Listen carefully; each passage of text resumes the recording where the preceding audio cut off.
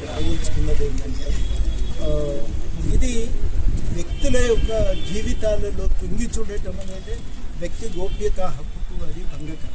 ఇది మంచిది కాదు. ప్రభుత్వము తన అధికారాన్ని సమిష్టి ప్రయోజనాలకే వాడాలి. ఇవాళ రిపబ్లిక్ డే, ఈ సందర్భంగా మనం గుర్తు చేసుకోవాల్సింది సమిష్టి ప్రయోజనాల కోసమే అధికారాన్ని వాడాలి తప్ప వ్యష్టి ప్రయోజనాల కోసం అధికారాన్ని వాడటానికి వీల్లేదు. ఇది మేము ప్రధానంగా చెప్పదలిచినాం.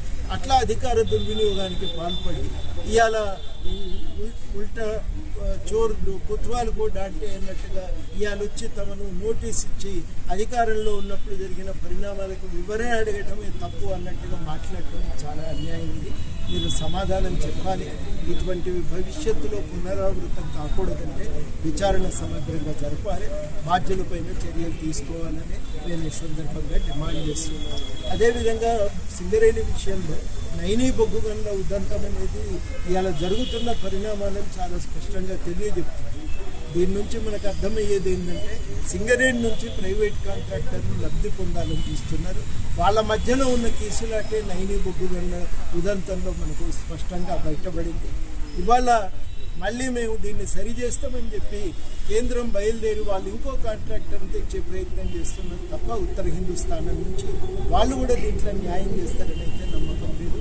ఇవాళ చాలా కీలకం ఏంటంటే మనం గ్రహించవలసింది కూడా చాలా ముఖ్యమైన విషయం ఏంటంటే సింగరేణి బొగ్గు గనుల విషయంలో ఎట్టి పరిస్థితుల్లో ఆ బొగ్గు అనేది దేవుడు ఇచ్చింది, సహజ సిద్ధంగా దొరికే వనరు. ఈ వనరు పైన అధికారం అనేది సంపూర్ణంగా అది ప్రజలకే దక్కాలి. అందుకని మొట్టమొదటి కేంద్ర ప్రభుత్వానికి చిత్తశుద్ధిగా ఉంటే మీరు ఈ బొగ్గు గనుల పైన అధికారాన్ని సింగరేణికి దారాదత్తండి. 2 కాంట్రాక్ట్లను వదిలిపెట్టారు.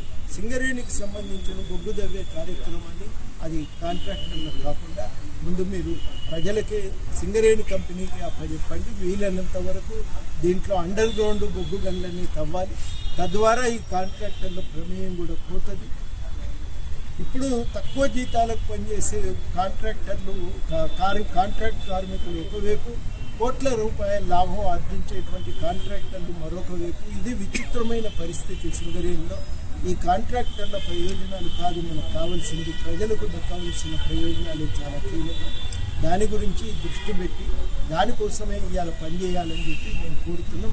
ఆ సంస్కరణల కోసమే సమగ్రంగా విచారణ జరపాలని కూడా మేము అడుగుతా ఉన్నాం. అదేవిధంగా రెండవది చాలా కీలకము, ఇవాళ ఈ ఫోన్ ట్యాపింగ్ వ్యవహారాల్లో కూడా భవిష్యత్తులో ఇటువంటివి పునరావృతం కాకుండా వ్యక్తిగతమైన గోప్యతకు రక్షణ కల్పించాలని చెప్పి మేము కోరుతున్నాం.